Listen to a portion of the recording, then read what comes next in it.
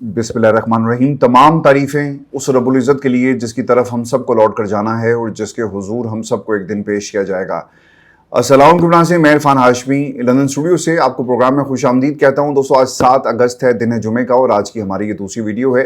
3 खबरों पर तफसील से हम बात करेंगे। पहली खबर, नए सूबे बनाओ वरना एस्टेब्लिशमेंट की एक वार्निंग, और इस वार्निंग के अंदर पाकिस्तान मुस्लिम नून को क्या पैगाम पहुंचाया गया। दोस्तों, इसकी तफसील मैं आपके साथ शेयर करूंगा। एक डेवलपमेंट हुई है, और फिर क्या अक्टूबर में निज़ाम तब्दील होने जा रहा है, ये भी आपको बताएंगे। और दोस्तों, डॉक्टर शहबाज गिल और शफी जान के दरमियान लड़ाई बढ़ गई है।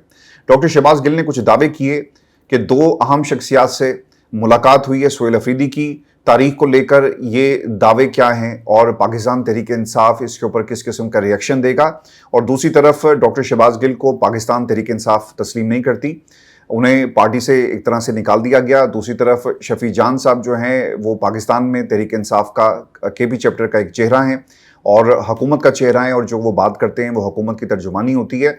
ये लड़ाई कहाँ जाकर रुकेगी, और जो सोशल मीडिया के ऊपर इनकी वीडियोस हैं, जिस तरह से डॉक्टर शहबाज गिल के वीलॉग्स को दुनिया सुनती है, क्या ये लड़ाई यहाँ पर रुकेगी या ये लड़ाई मज़ीद बढ़ेगी, एक दूसरे के भेद खोले जा रहे हैं। इस लड़ाई का इमरान खान को क्या फ़ायदा हो रहा है, आपको ये भी बताएंगे आज के इस प्रोग्राम में। और फिर जस्टिस हलाली की मुस्कुराहट और उनके 3 काले फैसले, ये भी आपको बताएंगे, क्योंकि आज वो रिटायर हो गई हैं। और दोस्तों, जो सबसे अहम डेवलपमेंट हुई है वो तुर्की, सऊदी अरब और पाकिस्तान के दरमियान एक दिफाई मुआहिदा। इस मुआहिदे का मतलब क्या है? 9 सवालात और 9 डिफरेंट जो इसके असरात होंगे दुनिया की सियासत और मिडल ईस्ट के अंदर ख़ास तौर पे। और क्या ये इत्तेहाद नेटो तर्ज का है, ये भी आपको बताएंगे। और इस इत्तेहाद को इसराइल कैसे देख रहा है, इस पर भी तफसील से बात होगी। लेकिन प्रोग्राम शुरू करने से पहले मेरी आप तमाम सुनने और देखने वालों से दरखास्त है कि आप चैनल को जरूर सब्सक्राइब कर लें। दोस्तों, सबसे पहले बात करेंगे 3 बरस पहले जब पीडीएम की हुकूमत को पाकिस्तान पे मुसल्लत किया गया, खान साहब की हुकूमत को गिराकर, तो इन तमाम सियासी कायदीन का ये ख्याल था कि हम आहिस्ता आहिस्ता निज़ाम में अपनी अहमियत को, पॉलिटिकल कैपिटल को और पाकिस्तान की इस्टेब्लिशमेंट की कुर्बत हासिल करने में वक्त के साथ साथ कामयाब हो जाएंगे। और अगर हमारी कुर्बत इस्टेब्लिशमेंट के साथ ज़्यादा बढ़ गई तो यकीनन हमें सिस्टम में ज़्यादा शेयर दिया जाएगा। लेकिन दोस्तों, 3 बरस के बाद जो आपने वादे किए, जिस तरह की तजर्बाकार टीम का आप बार बार जिक्र करते रहे कि तजर्बा है, बेहतरीन लोग हमारे पास मौजूद हैं, पहले भी किया, करके दिखाएंगे, जब ये तमाम दावे झूठे साबित हुए, पाकिस्तान की इकॉनमी को आपने ख़त्म कर दिया, पाकिस्तान में तरक्की के रास्ते वीरानी के रास्तों में कन्वर्ट हो गए और सब कुछ उनके हाथ में आपने दे दिया, तो अब सिस्टम रीसेट होने की बात शुरू हो गई। पाकिस्तान की इस्टेब्लिशमेंट अब 2026 में, अगस्त 2026 के अंदर इस तमाम सियासी कुंबे का बोझ उठाने के लिए तैयार नहीं है। आप पालते हैं ना, एक फैमिली के अंदर आप लोगों को पालते हैं, उनके नाज नखरे उठाते हैं, उनको बड़ा करते हैं, उनको अपने पाँव पर खड़ा करते हैं। तो पाकिस्तान की इस्टेब्लिशमेंट जिन लोगों की नैपियाँ पिछले 3 सालों से बदल रही थी, अब उन्होंने हाथ खड़े कर दिए। और इसकी बुनियादी वजह किसी महाज के ऊपर जो आपका पाकिस्तान में जो सियासी चैप्टर है ये कामयाबियाँ समेट नहीं सका, बल्कि मुल्क पीछे जा रहा है। 2 चेहरे हैं जी पाकिस्तान की इस्टेब्लिशमेंट के, एक फैसल वाडा और फिर मोहसिन नकवी साहब, जो बहुत ही मजबूत वजीर हैं इस सिस्टम के अंदर, जिसका जिक्र खुद राना सनाउल्लाह और इतराफ़ कर चुके। और इन्होंने आहिस्ता आहिस्ता पाकिस्तान की हुकूमत के ख़िलाफ़ एक ऐलान जंग किया। इस हुकूमत को जनाजा कहा फैसल वाडा ने। इस हुकूमत को यहाँ तक कहा गया कि अगर आप अपने बलबूते के ऊपर एक पॉलिटिकल कैपिटल भी हासिल नहीं कर सकते, एक इलाके का इलेक्शन भी नहीं जीत सकते, तो फिर आप जनाजे हैं और आप पाकिस्तान में बहुत जल्दी माइनस हो जाएंगे। दोस्तों, इनका ये ख्याल था कि हम वक्त के साथ साथ ना अपने पॉलिटिकल कैपिटल को बनाने में कामयाब हो जाएंगे, इसीलिए इन्होंने मरियम को पंजाब दिया और दोबारा से सियासी जमात जो है वो अपनी आवाम में जड़ें मजबूत करने के लिए इश्तिहारी मुहिम के ज़रिए, कुछ प्रोजेक्ट्स के ऊपर तख्तियाँ बदल कर और फिर दीगर प्रोग्राम्स के ज़रिए रिवाइवल की कोशिश करती है। लेकिन नाकामी हुई, और इस हद तक नाकामी हुई कि मुल्क के अंदर आपकी सनत बंद हो गई। आपने मुल्क को क्या दिया? आपने करप्शन, आपने अरबों की करप्शन के स्कैंडल्स दिए, जिसके ऊपर दोनों जमातें बात तो करती हैं लेकिन इन्वेस्टिगेशन का मुद्दा या फिर अपोजिशन की तरफ से इस मामले को टेकअप नहीं किया जाता। जो काम नून लीग कर रही है पीपल्स पार्टी के मामले में और पीपल्स पार्टी नून लीग के मामले में कर रही है, वही पाकिस्तान की जो अपोजिशन है वो भी कर रही है। अब इस पूरी सिचुएशन के अंदर जो मैंने आपके सामने खाका रखा, सवाल ये होता है कि अगर आप सिस्टम में रहते हुए डिलीवर नहीं कर रहे तो सिस्टम को रीसेट कर दिया जाए।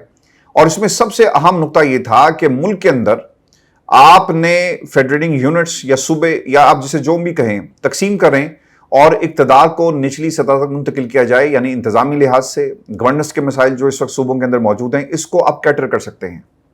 ایک صوبے کا وزیر اعلیٰ وہ اپنے اگر کیپٹل کے اوپر سارا پیسہ خرچ کرے گا تو باقی صوبہ اس کی طرف حسرت سے دیکھے گا، اور گورننس کے مسائل ہیں، لوگوں کے لا اینڈ آرڈر کے مسائل ہیں۔ اور دوسری طرف دوستو یہ بات بڑی آئیڈل لگتی ہے، لیکن اصل معاملہ اسٹیبلشمنٹ کا یہ تھا کہ ان تمام سیاسی جماعتوں کی طاقت کو کم کیا جائے، ان کی قومی اسمبلی میں نشستوں کو کم کیا جائے، اور اگر ہم نے ان کی اس طاقت کو کم کر دیا تو یقیناً پاکستان کی سیاست کے اوپر ہم ہمیشہ راج کریں گے۔ تو اس کے پیچھے کیچ یہ تھا، لیکن حکومت کو یہ بتایا گیا ہے کہ جناب انتظام نہیں چل رہا، فورن ڈائریکٹ انویسٹمنٹ نہیں آئی، اور اب وقت ہوا چاہتا ہے نظام کی تبدیلی کا۔ دو چیزیں بڑی امپورٹنٹ تھیں، کسی لیول کے اوپر یہ بھی بات ہوئی کہ آپ صوبوں کی تقسیم کی طرف مت جائیں، ہم لوکل باڈیز جو الیکشن ہے وہ کرواتے ہیں، بلدیاتی نظام کو پاکستان میں رائج کیا جاتا ہے، پنجاب میں باقی ملک کے حصوں میں لاتے ہیں، اور اقتدار کو نچلی سطح تک منتقل کیا جاتا ہے۔ سیاسی جماعتوں کا یہ خیال ہے کہ اگر بلدیاتی نظام آ جائے تو کم از کم ہماری سسٹم کے اندر اپنی پینیٹریشن ہوگی، یعنی پنجاب کے اندر بلدیاتی انتخابات شروع ہو جائیں اور انتخاب کے بعد ایک حکومت بن جائے تو یقیناً نون لیگ اس میں اپنا ایک شیئر رکھے گی، پیپلز پارٹی اپنا شیئر رکھے گی، یعنی آپ کی گراس روٹ لیول کے اوپر انوالومنٹ ہوگی۔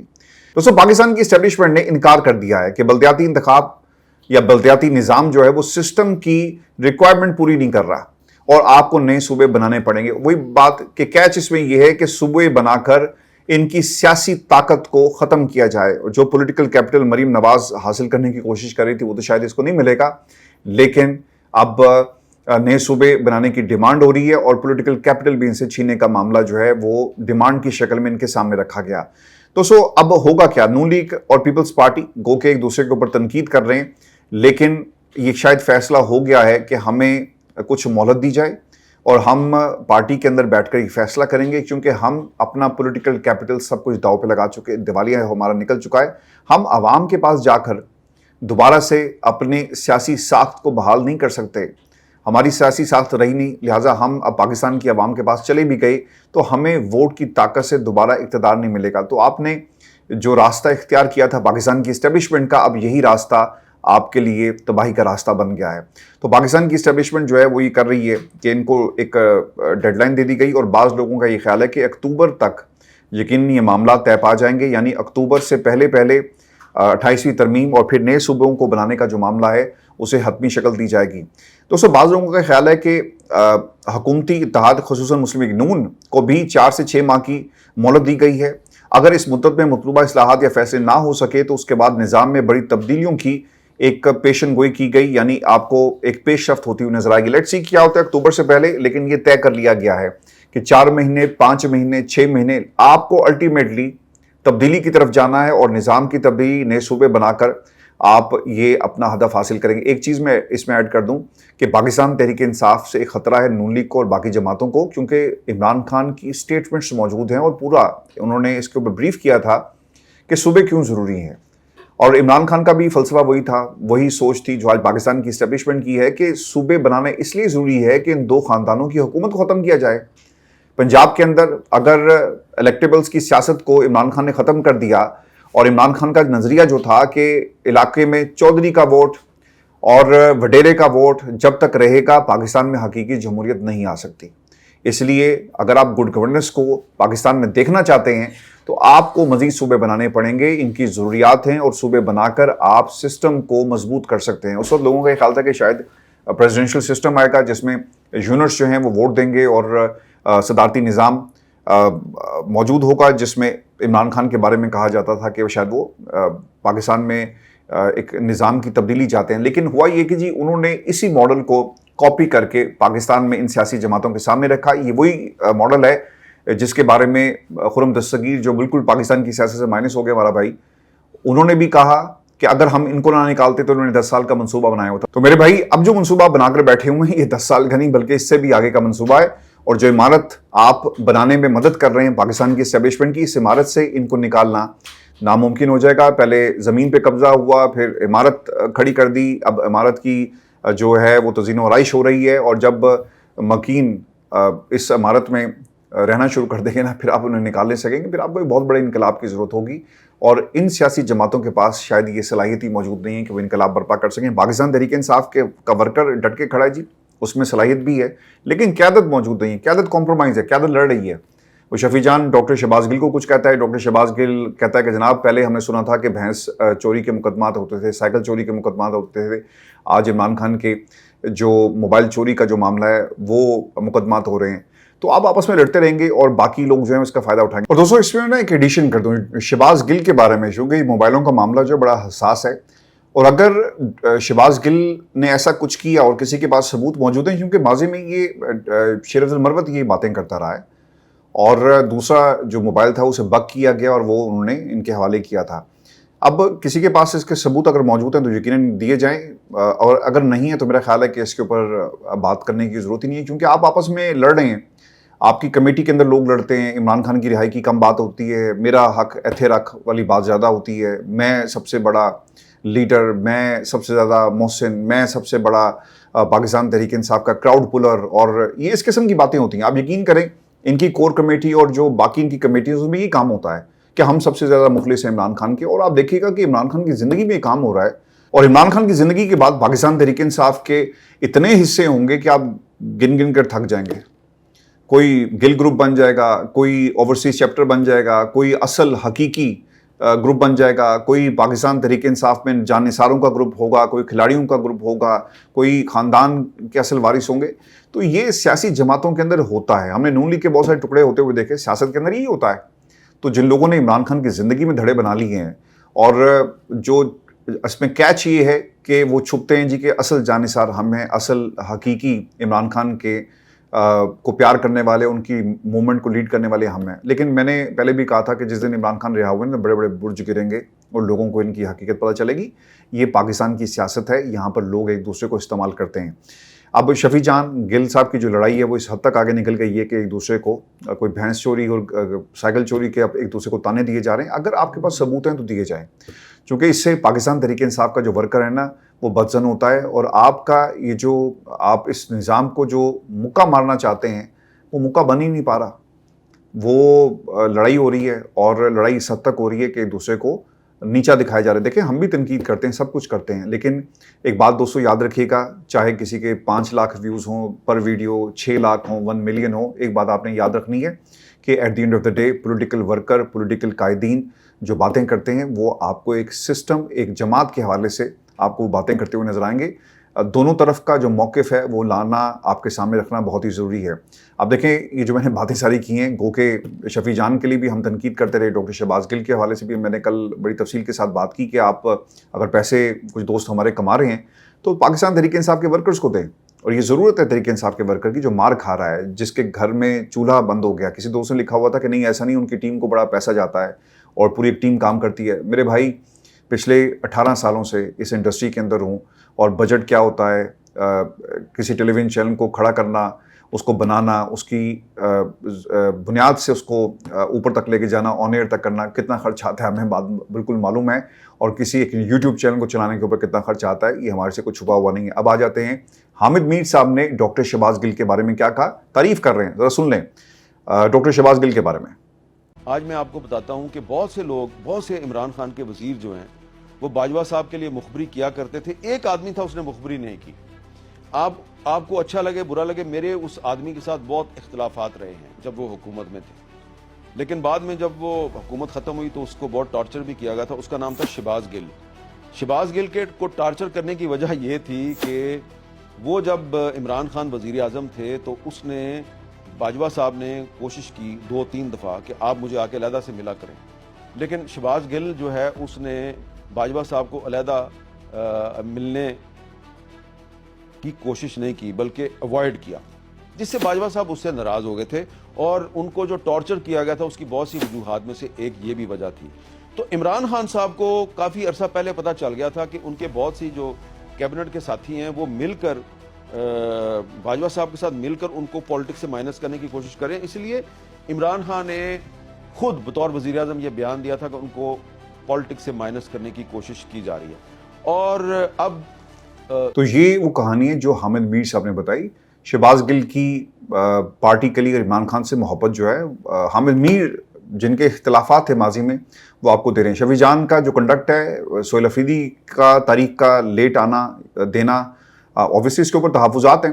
تو میرا خیال ہے کہ اس کو اس نظریے سے دیکھا جائے کہ کیا نقصان ہو سکتا ہے, کیا فائدہ ہو سکتا ہے. لیکن دوستو ایک کام اور ہوا, اس پوری یہ جو کہانی آپ کے سامنے رکھی, اس کا مزید جو ہے وہ پردہ چاک کیا ہے یہ جو ڈاکٹر شہباز گل صاحب ہیں. انہوں نے اپنے ایک وی لاگ کے اندر, اور وہ یہ کہتے ہیں, یہ بھی سن لیں, کہ 14 اگست کو دوپہر 12 سے 2 بجے کے درمیان سہیل افریدی کو کور کمانڈر پشاور اور محسن نقوی سے ملاقات وہ کرتے ہیں, جس میں لانگ مارچ کی کال کو ڈسکس کیا گیا. دوسرا یہ کہ سہیل افریدی نے 27 سپتمبر کی کال پر سیاسی کمیٹی سے مشاورت نہیں کی. وہ یہ کہہ رہے ہیں کہ سیاسی کمیٹی کے سامنے رکھتے, اچکزئی کے سامنے رکھتے, باقی لوگوں کے سامنے رکھتے تو بہتر ہو سکتا تھا. دیکھیں اچکزئی تو ویسے ہی ڈرپوک انسان, وہ جھوٹا بندہ ہے, اور وہ میں اس لیے کہہ رہا ہوں, میری رائے ان کے بارے میں اس لیے یہ ہے کہ ان کا کنڈکٹ یہ رہا. عمران خان کی رہائی کے لیے کوئی تحریک انہوں نے نہیں اس کا اعلان کیا, اور جہاں تک 5 اگست کے جلسے کی بات ہے, انہوں نے کہا تھا کہ آپ اکٹھے ہوں. تو پاکستان تحریک انصاف اچکزئی کے پاس کیوں جائے؟ پاکستان تحریک انصاف خود ایک جماعت ہے, آپ کا ایک چیئرمین ہے جسے عمران خان نے اس کرسی پہ بٹھایا, آپ کا ایک اپنی ایک حکومت KPK کے اندر ہے, اس کے پیچھے پاکستان کی عوام کا ووٹ ہے, پورے ملک کے اندر آپ کا ووٹ ہے, آپ کو اپنے فیصلے خود کرنے ہیں. اچکزئی نے فیصلہ نہیں کرنا. اور دوسری بات یہ کہ کور کمیٹی, یہ کمیٹی, وہ کمیٹی, میرے بھائی کمیٹیوں سے نکلو. فیصلہ صرف ایک ہی ہے, عمران خان کی رہائی. اور انفارچونیٹلی تنقید جو شہباز گل سہیل افریدی پر کر رہے ہیں, میں بھی وہی کر رہا ہوں, اور یہی تنقید بنتی تھی. لیکن انہوں نے کہا جی ملاقات ہوئی, اور ملاقات میں یہ فیصلہ ہوا, اور درمیانی راستہ نکالا گیا. پارٹی میں سے بھی ان کے اوپر دباؤ تھا. دیکھیں یہ جو خبریں ہوتی ہیں نا, اس سے مل کے, اس سے مل کے, اس سے مل کے, اس سے ملے, اس نے کہا, وہ کہا, یہی فرق ہے صحافت میں. اور جب کوئی سیاستدان جو ایک دھڑے کو لیڈ کر رہا ہے, وہ آپ کو خبر دے گا. آئی ڈونٹ نو آپ کا اس بارے میں کیا خیال ہے, لیکن کسی صحافی کو تو آپ عدالت لے جاتے ہیں نا کہ بھائی جان ثابت کرو نا کہ یہ بات آپ نے خبر دی ہے, اس کے ثبوت کہاں ہیں. اور ہونا بھی یہی چاہیے کہ جب تک آپ کے پاس ہارڈ ایویڈنس نہ ہو اور آپ اسے کسی بھی دنیا کی عدالت کے اندر ثابت نہ کر سکے, وہ خبر نہیں دینی چاہیے. آپ کا ثبوت ہو, کوئی گیا, اگر کوئی گیا ہے تو یقیناً یہ بھی ایک سوال ہے. اور دوسری بات, اس سے پہلے بھی سہیل افریدی صاحب ملاقاتیں کر چکے ہیں. جب وہ لائم لائٹ میں ہی تو انہوں نے اس کا باقاعدہ سے اس کا اقرار کیا کہ ہماری ملاقاتیں ہوئی ہیں. Being the chief executive of a province, میرے پاس لوگوں نے آنا ہے, میں نے بھی لوگوں سے ملنا ہے. تو اس میں کوئی ایسی بات نہیں ہے کہ جسے آپ یہ کہیں کہ کوئی سازش ہے. لیکن دوستو 27 سپتمبر بہت دور ہے. آپ سہیل افریدی کو پسند کرتے ہیں, نہیں کرتے, وہ سچا ہے, جھوٹا ہے, شہباز گل کو آپ سنتے ہیں, نہیں سنتے, لیکن میرے نزدیک وہ شہباز گل از اے پارٹی ورکر, اور پارٹی کے اندر, سیاست کے اندر لوگوں کے اختلافات ہوتے ہیں. ایز اے جرنلسٹ 27 سپتمبر میری اسیسمنٹ یہ ہے, اور میں نے اس سے پہلے بھی آپ کے سامنے تفصیل کے ساتھ یہ باتیں رکھی کہ 27 سپتمبر سے پہلے دنیا بدل جائے گی, عدالتی محاذ کھل جائے گا, عمران خان کے کیسز جو ہیں وہ مزید آگے چلے جائیں گے. دیکھیں عمران خان انتظار کر رہے ہیں نا, آپ علیمہ خان کو سنیں. پاکستان تحریک انصاف کوئی بھی overseas chapter with in the party, میں نے ان لوگوں کی باتوں کے اوپر اعتبار کرنا اور ان سے رابطے کرنے بھی جو ہے وہ ختم کر دی. دا ریزن واز کہ یہ آپ کو نا مس گائیڈ کرتے ہیں, ایک بات.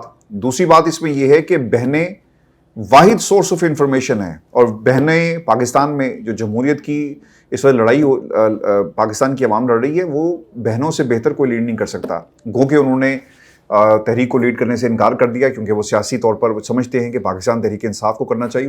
ان کے بھائی کی یہ جماعت ہے, اور وہ بھائی کی مرضی کے بغیر کبھی بھی نہیں کریں گے. اور خان صاحب کا ہمیشہ سے نظریہ یہ رہا کہ ورکر کو موقع ملے, یہ آپ لوگوں کی جماعت ہے, پاکستان کی عوام کی جماعت ہے, یہ ان کا فیصلہ ہے جس کا میں احترام کرتا ہوں, ہم سب احترام کرتے ہیں. لیکن انفارمیشن پوائنٹ آف ویو سے علیمہ خان ہی واحد بیسٹ سورس ہیں. پچھلے دنوں سوشل میڈیا ٹیم جو PTI کی, اس کے اوپر عظمیٰ خان نے کہا تھا جی کہ ہم نے کہا کہ ٹویٹ کریں, ہی کرتے نہیں ہیں. اور پھر اس کے بعد جبران الیاس کی جو ہے وہ ٹویٹ آئی, پیغام بھی آ گیا کہ بہت ہی بہتر ہو کہ عمران خان کے جو بیٹے ہیں اس کو لیڈ کریں. آئی ڈونٹ نو اس کے بعد کیا ہوا. تو بیسٹ انفارمیشن اور بیسٹ سورس جو ہے انفارمیشن کا, وہ خاندان کے لوگ ہیں, اور کوئی نہیں ہو سکتا. آپ جس مرضی کا ویلاگ سنیں, آپ جس مرضی کے پاس جائیں, آپ جس مرضی کو کہیں کہ سچا ہے, جھوٹا ہے, لیکن میری بات آپ نے یاد رکھنی ہے. اور انشاءاللہ یہ ہوگا, ضرور ہوگا, اور برج, بہت بڑے بڑے برج جو ہیں وہ گریں گے. اور میں یہ کیوں کہتا ہوں, کیونکہ میں نے ان تمام لوگوں کے بارے میں جو حقائق دیکھے اپنی آنکھوں سے, ہارڈ ایویڈنس چونکہ موجود نہیں ہے لہٰذا وہ آپ کے سامنے رکھا نہیں جا سکتا, لیکن میری بات یاد رکھیے گا. لیکن یہ برج ضرور گریں گے, اور ان برجوں کے گرنے کی آواز اتنی زور سے آئے گی کہ آپ میر جعفر اور میر صادق جو ہیں ان کو بھول جائیں گے. آپ نے کل دیکھا حمادہ نے کیا کیا, میں 3 سال سے پیٹ رہا ہوں کہ بھائی یہ رانگ نمبر ہے, یہ نعرے مارتا ہے, پھر گھر میں گھس جاتا ہے, جھوٹ بولتا ہے. اور جو خبریں جن سورسز سے میرے سامنے آ رہی تھی وہ یہی بتا رہی تھی کہ حماد اظہر جو ہے ان سے نہیں ہوگا اور یہ بہت جلدی اپنی اصلیت دکھائیں گے. اور اللہ تعالیٰ نے دیکھ لیں ان کی تصویر آ گئی اور پتہ لگ گیا کہ جناب یہ کتنے بڑے رانگ نمبر تھے اور مزید برج بھی آہستہ آہستہ گریں گے, بہت جلدی گریں گے. تو اس میں آپ کو ایک خبر یہ بھی دے دوں کہ مذاکرات ہوں گے یا نہیں ہوں گے. عامر ڈوگر صاحب کی ملاقات اسپیکر سے ہوئی ہے اور اس حوالے سے خبر آئی کہ شاید تحریک انصاف حکومت کے درمیان مذاکرات شروع ہوئے. یاسر صادق نے اس کے اوپر رد عمل دیا کہ میں نے تحریک انصاف کو مذاکرات کی کوئی دعوت نہیں دی. عامر ڈوگر سے ملاقات میں قومی اسمبلی کے اجلاس سے متعلق امور پر گفتگو ہوئی تو کوئی مذاکرات نہیں ہو رہے, بلکہ اس خبر کو میرا نہیں خیال کہ آئی ڈونٹ نو یہ کون لوگ اس قسم کی خبریں نکالتے ہیں. وہ انہوں نے اپنے آپ کو ریلیونٹ رکھنا تھا اور جہاں تک عامر ڈوگر صاحب کا تعلق ہے وہ کوشش کر رہے ہیں, کرتے رہیں, لیکن اس کا مذاکرات کا جو مینڈیٹ ہے وہ اچکزئی کے پاس ہے, عامر ڈوگر کے پاس نہیں. اور اچکزئی کیا کر رہا ہے دوستوں آپ نے دیکھ ہی لیا ہے. دوستوں عمران خان سے ملاقات, مریم وٹو کا ایک بیان, اگر کچھ ہمدرد لوگ خان صاحب سے ملنے کی کوشش کر رہے ہیں تو اس میں کوئی غلط نہیں, کسی نہ کسی کو تو ان سے ملنا چاہیے اور اگر بہنوں میں سے کسی ایک کو بھی ان سے ملاقات کا موقع ملتا ہے تو ضرور ملنا چاہیے, یہ بہت اہم ہے. باقی تمام فیصلے یقیناً عمران خان خود ہی کریں گے اور اللہ تعالیٰ انہیں صحت, سلامتی اور درازی عمر عطا فرمائے.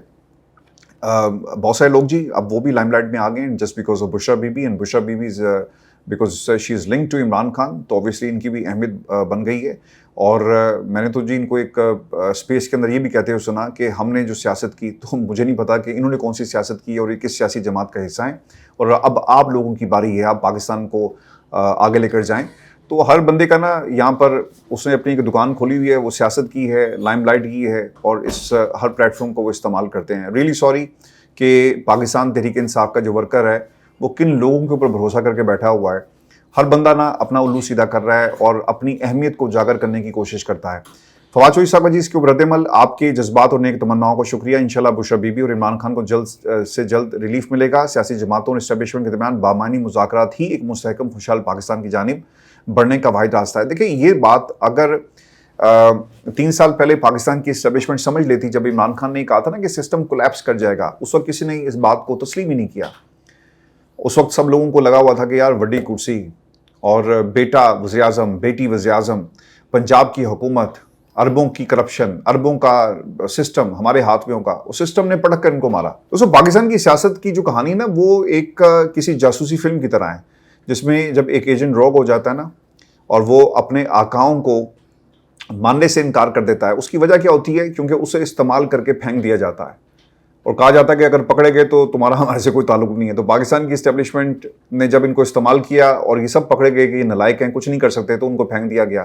اور یہ اس وقت تک رہیں گے جب تک ان کی ضرورت سسٹم کو محسوس ہو کہ اب ہمیں نہیں ہے, اور جب ضروریات پوری ہوں گی ان کو مائنس کر دیا جائے گا. آپ کو میں خبر جسٹس مسرت حلالی کے حوالے سے بھی دے دوں. آج ان کی ریٹائرمنٹ ہو گئی ہے اور بتایا جاتا ہے جی کہ مسرت حلالی صاحبہ کی مسکراہٹ بہت اچھی تھی اور ان کو ان کی مسکراہٹ کی وجہ سے یاد رکھا جائے گا. یہ کسی دوست نے لکھا ہوا تھا. اور مسرت حلالی سے سوالات, ثاقب بشیر صاحب نے جج صاحبہ سے سوال کیا کہ میڈم آپ کے جوڈیشل کیریئر کے وہ کون سے فیصلے ہیں جو آپ کو ہمیشہ یاد رہیں گے؟ جج صاحبہ نے صرف 2 فیصلوں کا ذکر کیا. پہلا جس میں انہوں نے تنسیخ نکاح کو خلا میں تبدیل کرنے کے خلاف فیصلہ دیا, اور دوسرا جس میں 16 سال سے قید ایک بے گناہ شخص کو بری کرتے ہوئے نہ صرف غلط سزا دلوانے والوں پر مقدمے کا حکم دیا بلکہ متاثرہ شخص کو ہرجانہ بھی ادا کرنا پڑا. یہ ان کی اپنی اسیسمنٹ تھی. ثاقب بشیر کے مطابق جسٹس مسرت حلالی 11 سال پشاور ہائی کورٹ اور 3 سال سپریم کورٹ میں رہی, لیکن اپنے 14 سالہ طویل عدالتی کیریئر کا نچوڑ ان کے نزدیک صرف یہی 2 فیصلے تھے. وہ فیصلے ان کے حافظے سے اتنی جلدی کیسے ختم ہو گئے جنہوں نے ملکی سیاست کا رخ بدل دیا, جیسے بلے کا انتخابی نشان واپس لینا, سویلینس کے لیے ملٹری کورٹس کی بحالی, یا مخصوص نشستوں کا کیس جہاں عوامی منشا پر طاقتوروں کی مرضی کو مسلط کیا گیا. کیا اتنے بڑے آئینی اور سیاسی اثرات کے حامل فیصلے واقعی بھلائے جا سکتے ہیں, یا پھر جج صاحبہ کے اس جواب میں ایک خاموش اعتراف چھپا تھا کہ ان کے فیصلے آئینی, قانونی اور اخلاقی لحاظ سے سیاہ فیصلے تھے اور ان کا بوجھ اٹھانا شاید اتنا آسان نہیں ہے.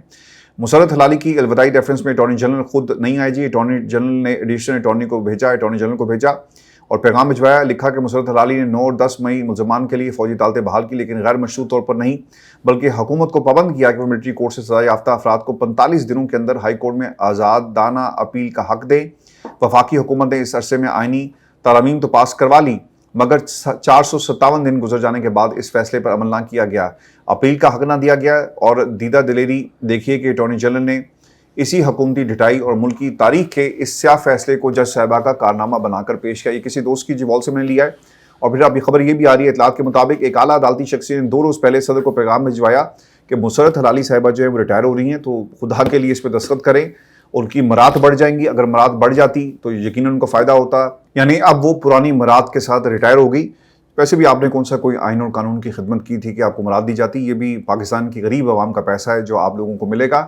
فیصلے کرنے کے لیے تمہیں تنخواہوں پہ رکھا گیا اور تم نے کیا کیا؟ تم نے پاکستان کا بیڑا غرق کر دیا، آئین کا بیڑا غرق کر دیا، عام آدمی کی آزادی کو کیسے سلب کیا گیا، یہ ان ججوں کی وجہ سے۔ دوستوں میں آپ کو ایک بڑی ڈیولپمنٹ ہوئی ہے اور یہ پاکستان کے لیے ایک بہت بڑی خبر ہے۔ آپ ایک لمحے کے لیے یہ مت سوچیں کہ اسٹیبلشمنٹ کیا ہے، شہباز شریف وزیر اعظم ہے، مرکز میں کون بیٹھا ہوا ہے، اس کو ذرا سائڈ پہ رکھ کر اس خبر کو انڈیپینڈنٹلی انالائز کیجیے گا۔ اور یہ مسلم دنیا کے لیے ایک بڑی اچھی خبر ہے۔ ترکی، پاکستان اور سعودی عرب کے درمیان ایک اتحاد ہو گیا ہے۔ پہلے سعودی عرب اور پاکستان کے اندر اتحاد تھا تو ہم سمجھتے تھے کہ تیل ہے، قرضے ہیں، رول اوور، یہ تمام معاملات، لیکن اب ترکی کا اس میں آنا یہ مسلم دنیا کی ایک بہت بڑی جیت ہے۔ ایک ایسا اتحاد، اور یہ ہونا تھا۔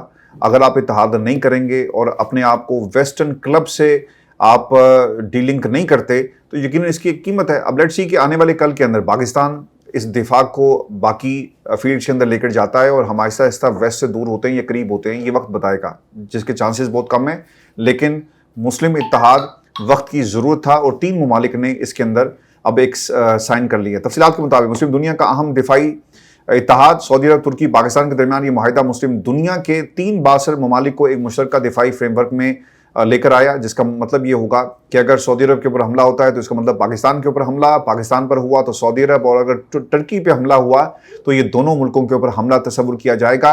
اور اسے کئی برسوں میں، یعنی پچھلی کئی دہائیوں میں اس خطے کا سب سے بڑا دفاعی معاہدہ کہا جا رہا ہے۔ یاد رکھیے گا مسلم دنیا کے اندر پاکستان ایٹامک پاور اور اس کے ساتھ ساتھ جو آپ کی ٹرکش ٹیکنالوجی ہے، جہاں تک دفاعی جو آپ کا ساز و سامان ہے اس کا تعلق ہے، ون آف دا بیسٹ اس خطے کے اندر آپ کو ملے گی۔ اور اس کے ساتھ ساتھ جو پیسہ ہے وہ سعودی عرب کا ہے۔ اور یہ بھی یاد رکھیے گا کہ کولیکٹیو جو ڈیفنس کلا اس کے مطابق اس کا مطلب کیا ہے کہ معاہدے کی سب سے اہم شق یہ ہے کہ اگر 3 میں سے کسی ایک ملک پر حملہ ہوا تو اس سے تینوں ممالک پر حملہ تصور کیا جائے گا۔ اس سے ممکنہ حملہ آور کے لیے خطرات اور لاگت میں اضافہ ہوتا ہے۔ مشرق وسطیٰ میں طاقت کا نیا توازن، ایران، اسرائیل اور خطے میں جاری کشیدگی کے دوران یہ معاہدہ ایک نئے علاقائی سیکورٹی بلاک کے ابھرنے کی نشاندہی ہے جو مستقبل میں مشرق وسطیٰ میں طاقت کے توازن کو تبدیل کرنے جا رہا ہے۔ قطر کو بھی آنا پڑے گا، یو کو بھی آنا پڑے گا، اور اگر آپ نہیں آئیں گے تو یہ آپ کی دفاعی جو معاملات ہیں اس کے اوپر اوبیسلی ایک بہت بڑا سوال ہوگا۔ آئی وش کہ ایران بھی شامل ہو جائے، اور ایران جو انہوں نے یمن کے اندر حملہ کیا ہے حوثیوں نے، ان کو سمجھائیں کہ یار ہمیں ایک بڑا گرینڈ الائنس بنانا پڑے گا۔ اگر ایران شامل ہو گیا تو یقیناً یہ مسلم دنیا کی ایک بہت بڑی جیت ہوگی، لیکن ایران جو ہے وہ سعودی عرب کو پسند نہیں کرتا، اس کی ایک پوری ہسٹری ہے، خیر اس پر الگ سے ہم بات کریں گے۔ امریکہ پر انحصار آپ کو کم کرنا ہوگا، یہ اس معاہدے کا سب سے اہم جزو ہے۔ اگر تینوں ممالک امریکہ کے ساتھ مختلف نوعیت کے تعلقات رکھتے ہیں، لیکن یہ معاہدہ اس بات کی علامت بھی ہے کہ وہ اپنی علاقائی سلامتی کے لیے زیادہ خود مختار تعاون کا نظام قائم کرنا چاہتا ہے۔ دیکھیں اگر آپ نے یورینیم افزودگی انریچمنٹ کا معاملہ if you attach this with the Americans تو why not with پاکستان؟ آپ پاکستان کے ساتھ معاہدہ کریں، اور پاکستان پھر دیکھنا ہی ہوگا کہ وہ امریکہ کو آنکھیں دکھاتا ہے یا امریکہ کی ہاں میں ہاں ملاتا ہے، یہ الگ سوال ہے۔ 3 مختلف طاقتوں کا کمبینیشن، دفاعی تجربہ، پیشہ ور فوج اور جوہری صلاحیت، 3 ممالک۔ پاکستان اگر آپ غور سے دیکھیں، ترکی جدید دفاعی صنعت، ڈرون ٹیکنالوجی، نیٹو کے تجربے کا حامل، سعودی عرب مالی وسائل، جدید دفاعی سرمایہ کاری، اور اسلامی دنیا میں سیاسی، مذہبی اور اثر و رسوخ کا رکھنا۔ دیکھیں یہ صرف طاقت یہ نہیں ہوتی کہ آپ کے پاس پیسہ ہے، طاقت یہ بھی ہے کہ آپ کا مسلم دنیا کے اندر آپ کی کتنا اثر و رسوخ ہے، علاقے کے جتنے بھی آپ کے بڑے چودھری ہیں آپ ان کو کس طرح سے نیوٹرلائز کرنے کی صلاحیت رکھتے ہیں، دنیا کی ویسٹرن پاورز میں آپ کے لنک کتنا ہے۔ پھر خلیجی سلامتی کا تحفظ، یہ بھی ایک اہم نقطہ ہے۔ آپ نے ہرمز، بحیرہ احمر اور خلیجی توانائی کے راستوں کو محفوظ رکھنے کے لیے تعاون مستقبل میں اہم کردار ادا کر سکتا ہے۔ پاکستان کے لیے سفارتی کامیابی ہے۔ پاکستان اس معاہدے کے ذریعے نہ صرف اپنی علاقائی اہمیت بڑھا رہا ہے بلکہ سعودی عرب اور ترکی کے ساتھ اپنے اسٹریٹجک تعلقات کو بھی مزید مضبوط کر رہا ہے۔ اور اگر اس معاہدے پر عملی طور پر پیش رفت ہوتی ہے تو یقیناً یہ پاکستان کے لیے، خطے کے لیے اور خاص طور پہ مسلم دنیا کے لیے ایک بہت اچھی خبر ہے۔ اپنا خیال رکھیں۔ یہ ہماری آج کی ویڈیو تھی، اجازت دیجیے، اللہ نے کے بعد۔